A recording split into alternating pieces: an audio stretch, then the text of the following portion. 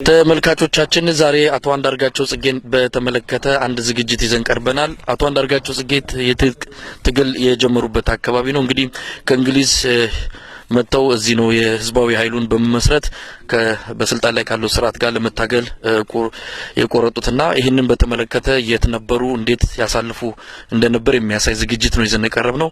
አብራችሁን እንድትሆኑ እንጋብዛለን።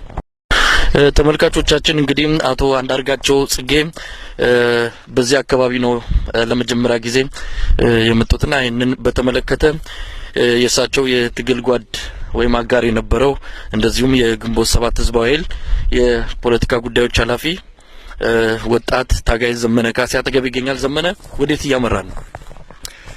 አሁን እያመራን ያለ ነው ከኛ 50 ሜትር ገደማ የሚገኝ 5 ሰዎችን ለመጀመሪያ ጊዜ ይዞ አንዳርጋቸው ከአስመራ መጠን ያረፍንበትን ጎጆ ለማየት ነው። የትኛው ነው? ወደዛ ነው፣ ወደ ፊታችን ላይ ነው ያለው።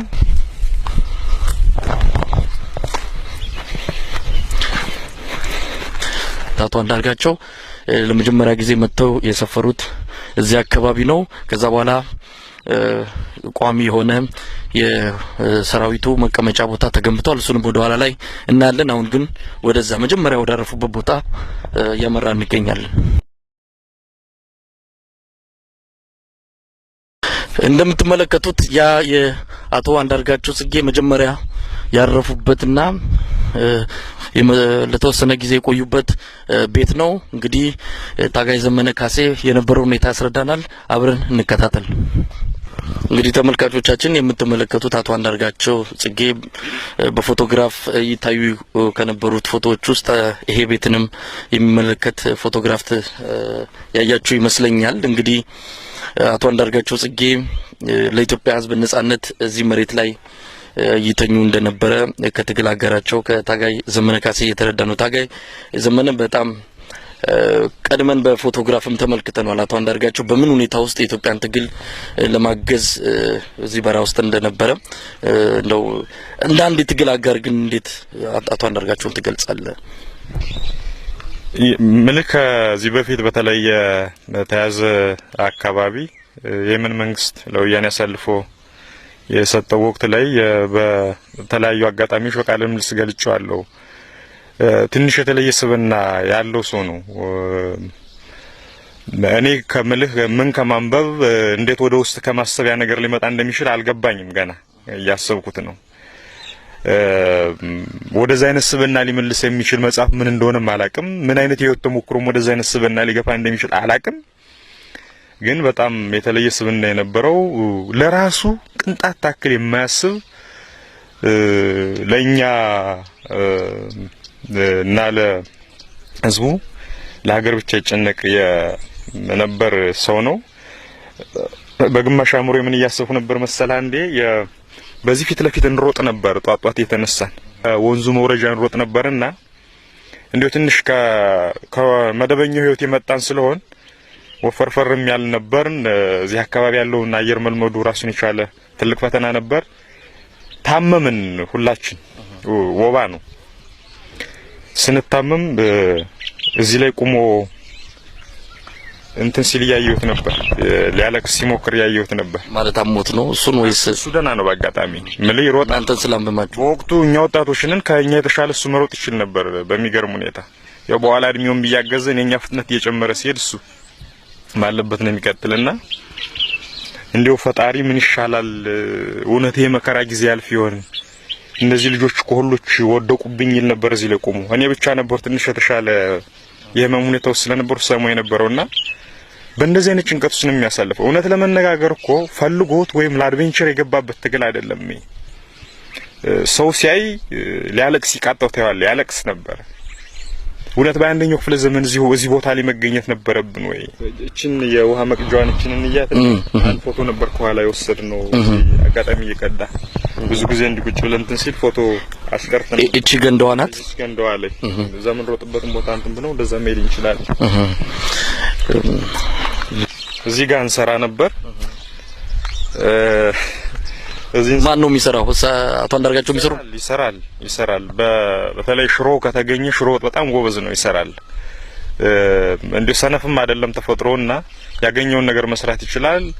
ለማስመሰልም ሳይሆን አምኖበት ብዙውን ነገር ራሱ ነው ቀድሞ የሚያደርገው። ቅድም ያልኩ ህይወት ፍልስፍናው ስለሚገፋው ሊሆን ይችላል። ማድረግ ነው በቃ ማድረግ ነው። ከሚነግር በላይ የሚያደርገው ነገር ነው የሚገዛ። በዚህ ሰዓት የሚባክን ጊዜ እንደሌለ ያለንበት አጠቃላይ ፖለቲካ ተጨባጭ ሁኔታ ምንም አይነት ሰዓት ተዘናክተን ልናሳልፍ የሚፈቅድልን እንዳልሆነ ከሚነግር ይልቅ ባፉ እሱ ጊዜውን በአግባቡ ሲጠቀም የምታየው ነው ብዙ ትርጉም የሚኖረውና እዚህ ወጥ እንሰራለን። ገላ መታጠቢያው እዛች ዛፍ ስር ነበር። በቃ እንደማናችንም ገላውን ይታጠባል፣ ተራ ገብቶ ወጥ ይሰራል። በዚህ ሁኔታ ነው የቀጠለው። ውሃ እዛ ጋር በተራ እንቀዳለን። ይሄ የጉድጓድ ውሃ ነው። ይሄ በቦቴ ውሃ እየመጣ እዛ ውስጥ ይጠራቀማል። በአንድ ወቅት እንዲሁም ከቦቴ ጋር ተያይዞ አንድ 2 ሳምንት 3 ሳምንት የሚሆን ቦቴው ቀረና ጉድጓድ ሁሉዛ ሸዋ ውስጥ ቆፍረን ውሃ አውጥተን ለመጠቀም ሞክረናል። በዛም ውስጥ እንደማንኛውም ሰው ተሳታፊ ነው ነበር። ምናልባት ፎቶግራፎችና ያሉን የቪዲዮ ክምችታችን ካልበዛና ካልጠፉኝ መስተቀር በተለያየ ጊዜ የወሰድናቸው ፎቶዎች ስላሉ ለሰተም ይችላል። በጣም ጥሩ። እንግዲህ ተመልካቾቻችን ወደዛ እናመራለን። አቶ አንዳርጋቸው ጽጌ እንደተከታተላችሁት ታች ወርዶ እንደማንኛውም ታጋይ አሪያ የመሆን ስራዎችን ይሰራ ነበርና ታጋይ ዘመኔ ሌሎች ነገሮችንም እንደሚያሳየን ተስፋ አደርጋለሁ። እዚህ ጋር በነገር ላይ ወዲያው እዚህ እንደመጣን አካባቢ ሌሎች ጓዶቻችን መንገድ ላይ የነበሩ እነሱን ተቀብለን እንደ ፎርማል የሆነ ድርጅታዊ የሆነ ነገር እስኪንጀምር ድረስ መጽሐፍ በማንበብ እዚህ ጋር ነበር። ነበር ብዙን ጊዜ የምናሳልፈው። ካርታም አልፎ እንጫወት ነበርና ከተሸነፍክ ፑሻፕ ነው። እዚህ ላይ ፑሻፕ እና ጎበዝ ነው። ካርታ በተለይ ቼዝ ጎበዝ ነው። ካርታ እየተሸነፈ ብዙ ጊዜ እዛ ላይ ፑሻፕ እናሰራው ነበር። ይሰራ ነበር ፑሻፕ በደም። ቅጣቱ እንኳን እናልፈውም። ሽማግሌ ነው ወይም ታላቅ ይሸነፋል ብዙ ጊዜ ወይስ ያሸንፋል? ቼዝ ጎበዝ ነው አይቻልም። ቼዝ አንችለው ሞክረነዋል። የካርታ ይሸነፋል አልፎ እኔ አላሸንፈውም። ያው የሚያሸንፉት ልጆች ነበሩ። ስለዚህ ሁሉ ጊዜ ፑሽ አፕ ትሰራ ነበር አንተም? አዎ አብረን እንሰራ ነበር። 10 ፑሽ አፕ ነው ቅጣቱ። አብረን እንሰራለን።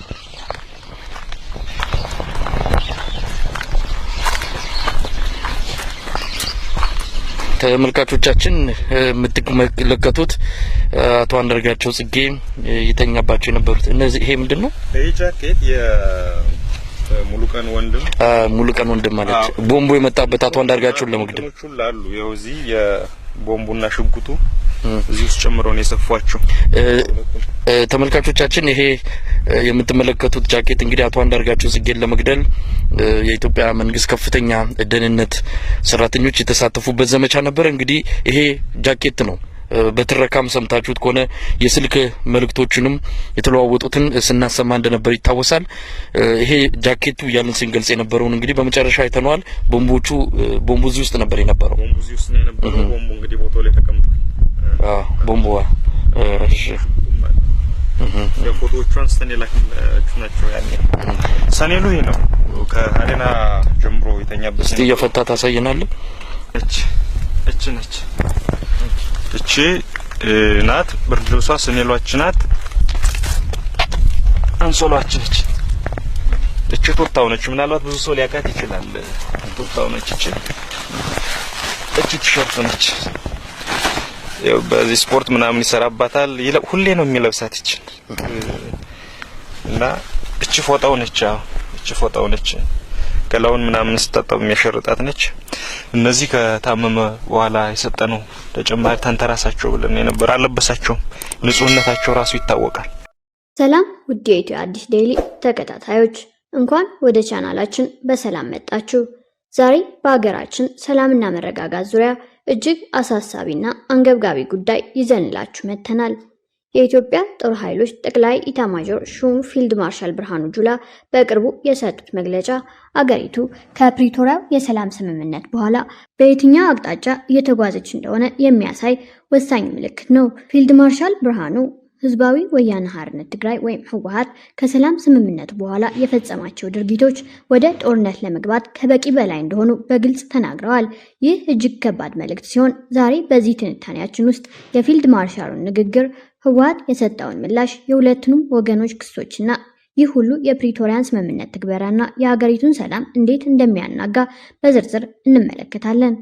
ውድ ተመልካቾች እንደምናውቀው ኢትዮጵያ ከ2 ዓመታት በላይ በዘለቀው አውዳሚ የእርስ በርስ ጦርነት ውስጥ አልፋለች። ይህ ጦርነት በትግራይ ክልል ተጀምሮ ወደ አማራና አፋር ክልሎች ተስፋፍቶ በመቶ ሺዎች የሚቆጠሩ ንጹሃን ዜጎችን ህይወት የቀጠፈ፣ በርካታዎችን ያፈናቀለና ሀገሪቷን በከፍተኛ ማህበራዊና ኢኮኖሚያዊ ቀውስ ውስጥ የከተተ ነበር። የደቡብ አፍሪካ ፕሪቶሪያ ከተማ ላይ ከ3 ዓመታት በፊት የተፈረመው ስምምነት የዚያን ደም አፋሳሽ ጦርነት አቁሟል። ብዙዎች ለሰላም ብሩህ ተስፋ ሰጥተው ነበር።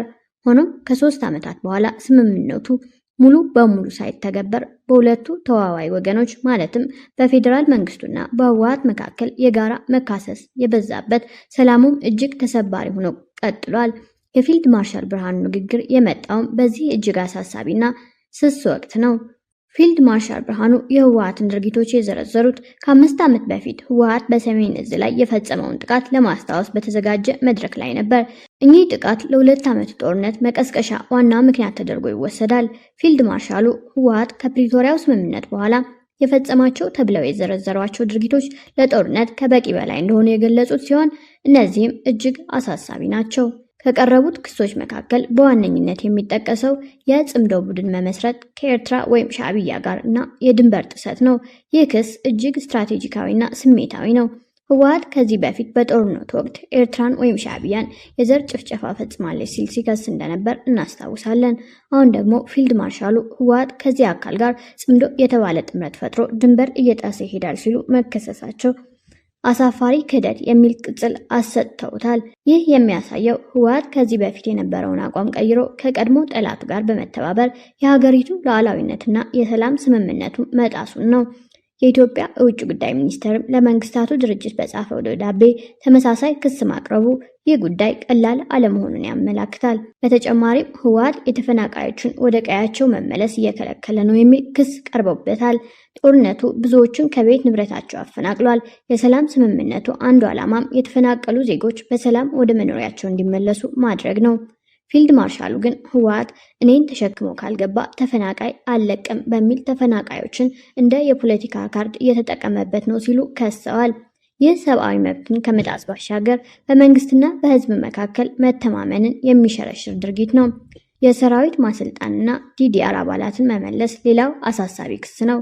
የሰላም ስምምነቶች ቁልፍ አካል ከሆኑት አንዱ ተዋጊ ኃይሎችን ትጥቅ ማስፈታት፣ ከሰራዊት ማሰናበትና ወደ ማህበረሰቡ እንዲቀላቀሉ ማድረግ ማለትም ዲስአርምመንት፣ ዲሞቢላይዜሽን ኤንድ ሪኢንቴግሬሽን ወይም ዲዲአር ነው። ፊልድ ማርሻሉ ህወሓት ሰራዊት እያሰለጠነና ከዚህ በፊት ትጥቃቸውን ፈተው ወደ ህብረተሰቡ የተቀላቀሉ የትግራይ ተዋጊዎችን ማለትም ዲዲአር አባላትን መልሶ ወደ ወታደራዊ አገልግሎት እየመለሰ መሆኑን ገልጸዋል። ይህ ደግሞ የፕሪቶሪያውን ስምምነት ቀጥተኛ ጥሰት ሲሆን ለወደፊት ግጭት እየተዘጋጀ መሆኑን ያመላክታል። ሌላው የመረጋጋት ስጋት የፈጠረው ክስ ደግሞ ህወሓት ለአማራ ክልል ታጣቂ ቡድን ፋኖ ድጋፍ መስጠት ነው። ይህ ክስ የህወሓትን ተግባራት ከትግራይ ክልል አልፎ ወደ አማራ ክልል የሚያሰፋ ነው። ፊልድ ማርሻሉ ህወሓት ለፋኖ እቅድና ጥይት ሰጥቶ ኢትዮጵያን እንዲበጣብጥ፣ አማራ ክልልን እንዲበጣብጥ መላክ እንደሚያደርግ ተናግረዋል። ይህ ድርጊት ጸረ ህገ መንግስትም ጸረ ፕሪቶሪያም ተብሏል። ይህም ማለት ህወሓት በሌላ ክልል ውስጥ የሀገርን ሰላምና መረጋጋት ለማናጋት እየሰራ ነው ተብሎ ይከሰሳል ማለት ነው። ፊልድ ማርሻል ብርሃኑ መንግስት ለምን እነዚህን ሁሉ ድርጊቶች እያየ ዝምታን እንደመረጠም አስረድተዋል። ህወሓት ጉዳት እያደረሰ ቢሆንም ጦርነት ቢመጣ የበለጠ ጉዳት ይመጣል በሚልና በጊዜ ሂደት ቀልብ የሚገዛ ሰው ይፈጠራል በሚል ተስፋ በመንግስት በኩል ዝምታ መመረጡን ገልጸዋል። ሆኖም ይህ ዝምታ ወሰን አለው። ፊልድ ማርሻሉ በብሔራዊ ጥቅማችን በሰላማችን ከመጣና ድንበራችንን ካለፈ መዋጋት አለብን፣ የተደራጀ ነው የታጠቅነውም ለዚያ ነው በማለት ግልጽ ማስጠንቀቂያ ሰጥተዋል። ይህም የሚያሳየው የመንግስት ትዕግስት ወሰን ያለው ሲሆን ብሔራዊ ጥቅምንና ድንበርን የሚመለከቱ ጉዳዮች ሲደፈሩ ለጦርነት ዝግጁ መሆኑን ነው። ውድ የኢትዮ አዲስ ዴይሊ ተከታታዮች ይህንን ሁሉ ክስ ስንመለከት የህወሓትን ምላሽን መስማት ያስፈልጋል። ህወሓት በበኩሉ የኢትዮጵያ መንግስት ሌላ ዙር ጦርነት ለማካሄድ ግልጽ እንቅስቃሴ እያደረገ ነው ሲል ከሶ የዓለም አቀፉ ማህበረሰብ ይህንን እንቅስቃሴ እንዲያስቆም ጠይቋል። በተጨማሪም ጦርነቱ በስምምነቱ አማካኝነት ቢያቆምም በዝምታ ከሚካሄድ ዘር ማጥፋት ጋር ቀጥሎ 5 ዓመታት ተቆጥረዋል በማለት የፕሪቶሪያ ስምምነት ሙሉ በሙሉ ተግባራዊ እንዳልሆነ ገልጸዋል። የቀረበበትን የጽምዶ ጥምረት ክስም የተሳሳተና ፖለቲካ ዓላማ ያዘለ ሲል አስተባብሏል። የኤርትራ ማስታወቂያ ሚኒስትርን በበኩላቸው የኢትዮጵያን ደብዳቤ ድፍረት የተሞላውና እጅግ አሳሳች ሲሉ ተችተውታል። ይህ የሚያሳየው በሁለቱ ወገኖች መካከል ያለው የመተማመን ቀውስ እጅግ የከፋ መሆኑን ነው። ፊልድ ማርሻል ብርሃኑ ጁላ ንግግራቸው ለትግራይ ህዝብ ወይም ለጠቅላላው የህወሓት አባላት እንደማይመለከት አጽንኦት ሰጥተው የተወሰኑ ቡድኖች ወይም የህወሓት ጉጅሌ ላይ ያነጣጠረ መሆኑን ገልጸዋል። የትግራይ ህዝብ ራሱን ከዚህ ጉጅሌ ነፃ ማውጣት አለበት የሚል ጥሪም አቅርበዋል። ይህንን ክስና የመተማመን ቀውስ የበለጠ የሚያባብሱት ሁለት ነገሮች አሉ። ከመካከላቸውም አንዱ ፊልድ ማርሻሉ ህወሓትን ከ50 ዓመታት በፊት ጀምሮ ኢትዮጵያን ሲከዳ የኖረ ኃይል ሲሉ የገለጹበት ታሪካዊ ዳራ ነው። ከግብጾችና ከሻዕቢያ ጋር በመተባበር ኢትዮጵያን ወግቶ የባህር በር እንዳሳጣትና አገር እንዳስገነጠለ መናገራቸው አሁን የተባበሩት ተብሎ በተከሰሰበት ቡድን ላይ ያለውን ቁርሾ ምን ያህል ጥልቅ እንደሆነ ያሳያል። ሌላኛው ደግሞ የኢትዮጵያ የቀይ ባህር ጉዳይ የህልውና ጉዳይ ነው የሚል ተደጋጋሚ አቋም ነው። ይህ አቋም ከኤርትራ ጋር ያለውን ውጥረት እያባባሰው ሲሆን በህወሓት ውስጥ ስላሉት ክፍፍሎችና የአንደኛው የህወሓት ቡድን ከኤርትራ ኃይሎች ጋር ትብብር እንዳለው የሚገልጹ መረጃዎች በአካባቢው ዳግም ጦርነት ሊቀሰቀስ ይችላል የሚል ስጋትን ፈጥረዋል። ይህ ሁሉ የጂኦ ፖለቲካዊ መስተጋብር የሀገሪቱን ሰላም የበለጠ አደጋ ላይ ይጥለዋል። ውድ የኢትዮ አዲስ ዴይሊ ቤተሰቦች በአጠቃላይ የፊልድ ማርሻል ብርሃኑ ጁላ መግለጫና የህወሓት መልስ የሚያሳየን የፕሪቶሪያው ሰላም ምን ያህል ስስና ፈታኝ እንደሆነ ነው። የሁለቱም ወገኖች ክሶችና ማስተባበያዎች የታሪካዊ ቁርሾዎችና የክልላዊ ጥቅም ግጭቶች ተደማምረው ኢትዮጵያ በአሁኑ ወቅት በአደጋ ቀጠና ውስጥ እንደምትገኝ ያመለክታሉ። ሰላም የትግራይ ህዝብም ሆነ የሌሎች ኢትዮጵያውያን ሁሉ የጋራ ምኞት ቢሆንም እየተፈጸሙ የተባሉ ድርጊቶች ይህን ሰላም እያፈራረሱት ነው። የትዕግስት ወሰን መያዙና የብሔራዊ ጥቅምን ማስጠበቅ አስፈላጊነት ጎልቶ ሲወጣ የሁለቱም ወገኖች የመተማመን ቀውስ ደግሞ ሁኔታውን የበለጠ እያወሳሰበው ነው። የሀገራችን ሰላም ምን ሊሆን ይችላል የሚለው ጥያቄ የሁላችንም አሳሳቢ ጉዳይ ሆኖ ቀጥሏል። ለዚህም ነው ውድ ተከታታዮቻችን ትክክለኛ መረጃን በመከታተልና ሁኔታዎችን በመረዳት ሚናችንን መወጣት ያለብን። በሌላ ዝግጅት እስከምንገናኝ መልካም ጊዜ